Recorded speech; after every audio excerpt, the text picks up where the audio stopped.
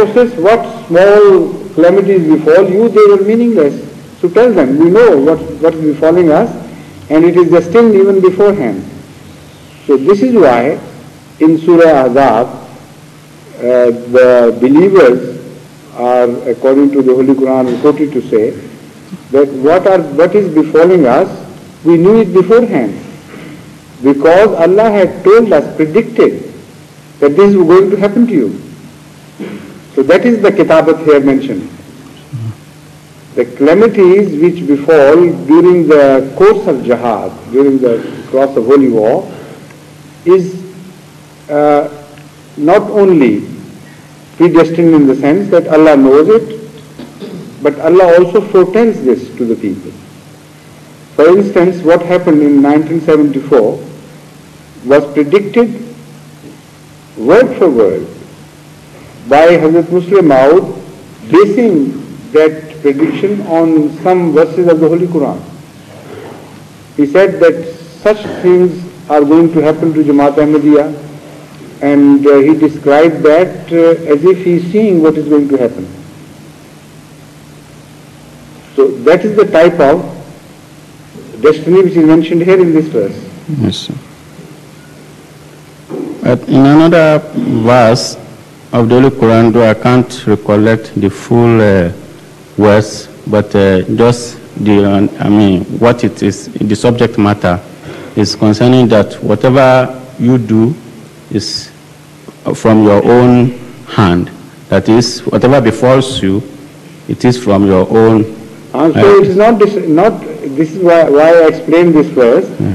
In the light of this explanation, there is no contradiction. You are building this question towards a contradiction. Yes. So one leg has fallen. Because in view of this explanation of this verse, that verse does not stand in contradiction to this anymore. What of the opinion of the opponents? They think that, the opponents of Islam... I have already explained. Yes. In view of this explanation, Yes, when the first verse you quoted is explained away like I did, then no sane opponent can call it in contradictory to the other verse you have just quoted. That means that Allah wants good to happen to you if you follow that. In fact, it is a limited translation which creates all these confusions. The second verse which you have quoted should be taken on its merit alone, and if you once understand the import of that verse, then no question of any contradiction would ever arise in your mind with that verse or any other verse. That verse is describing a general phenomenon, a plan of things in Allah's creation. That plan is that if you follow the laws of Allah completely and perfectly, they are so perfect, there is no contradiction whatsoever in those laws, that you will never face any dangers from any side. You will live a perfect life and a well-oiled and well-lubricated life. There will be no friction, nothing wrong would happen to you. But because life as such, whether it's an animal life prior to man's stage or man's life, because life as general cannot perfectly attune itself to the laws of nature, so you begin to see contradictions and disease and accidents and such things happen. So Allah tells us that whatever befalls you by the way of calamities is your own doing. It is not as Allah would desire it. Allah desires good for you. So whatever of good comes to you, that is Allah's doing. Despite your best efforts, you do receive some good. If it were left to you, you will always suffer. If you were left to do your own things, things of your own choice, you will be completely deprived of goodness. Then the whole world would become wicked and evil. Because in some things you simply can't help changing things. So, benefit of goodness flows from Allah to you. For instance, there are laws of nature you can't change, you can't interfere with. For instance, the time of your sowing wheat and the time of reaping the harvest and so on and so forth. They are general laws of nature which you can't change. So when the seed is thrown, even if you do not care, even if you make, even if you commit mistakes, still the laws of nature are so perfect that you do get some reward. And the rain comes without your effort. The water is carried from the seas to the mountains through a system in which you have nothing to do. All your follies cannot stand in the way of these monsoons or other winds laden with moisture. All this is going on for your benefit in nature. I mean, this is a very small example of what's happening quietly without ever noticing it.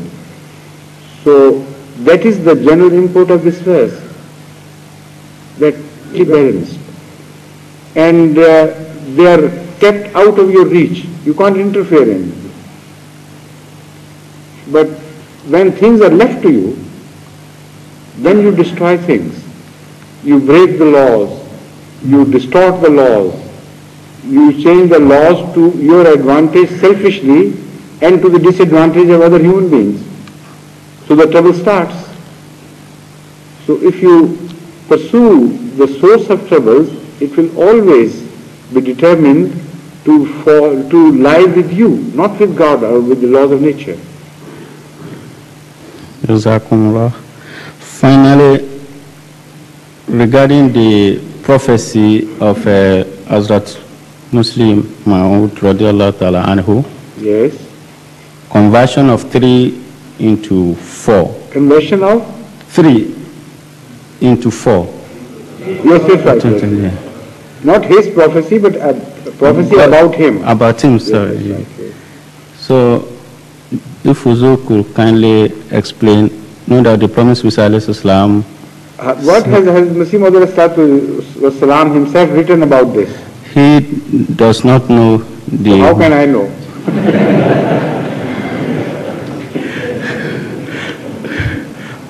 But some have been interpreting it. Pardon? Some have been, some of our learned scholars have been interpreting it so different. I have not done it. Jazakumullah. Sorry. MashaAllah, almost hands up, and from then on, come on.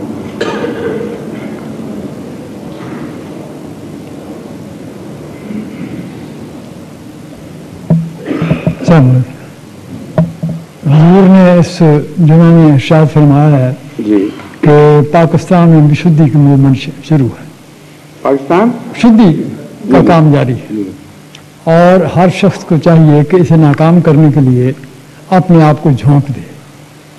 اس کے متعلق میری گزارش ہے کوئی جی کیا گزارش ہے؟ کوئی طریقہ کار، کوئی ہدایت، کوئی؟ وہ تو بڑی واضح بات ہے.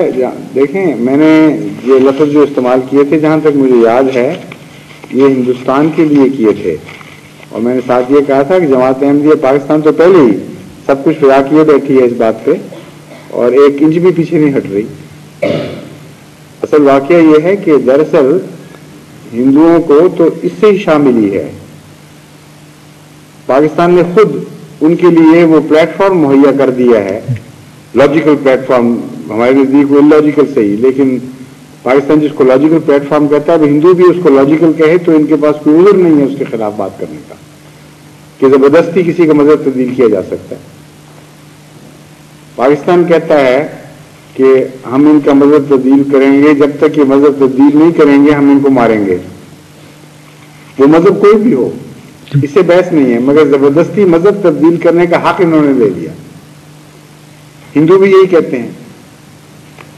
پاکستانی یہ کہہ سکتے ہیں اس کے جواب میں، ہندوؤں کے جواب میں، کہ ہم تو اس لیے ان کو غیر مسلم بنانے پر زور دے رہے ہیں کہ ہم